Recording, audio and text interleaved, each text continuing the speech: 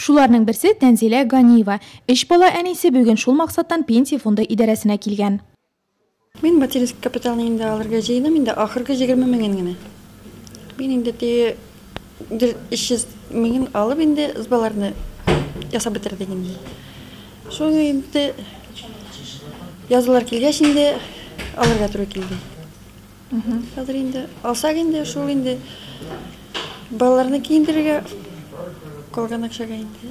20 мең сум агымдагы елның 31 декабренә кадәр ана капиталы алган яки алачак, шулай ук аны әлегәчә тулысынча туздырып бетермәгән гаиләләргә тиеш. Моның өчен пенсия фонды идарәсенә килеп гариза язасы. Соңгы срок киләсе елның 31 марты. Гаиләләр ана капиталы средстволарын инвалид балалар җәмгыятендә социаль адаптацияләү һәм интеграцияләү өчен билгеләнгән товарлар һәм хезмәтләр өчен дә тота алалар. Бу кирәкле товарларның исемлеге һәм шулай ук бу товарларга ана капиталы средстволарын юнәлтү кагыйдәләре Россия Федерациясе правительствосы тарафыннан каралачак. Пенсия фонды идарәсендә гаризалар Россия Федерациясе правительствосы карарыннан соң кабул ителәчәк. Ана капиталы программасы 8 ел гамәлдә. Шушы вакыт эчендә Нурлатның 3281 гаиләсе сертификатлы булды.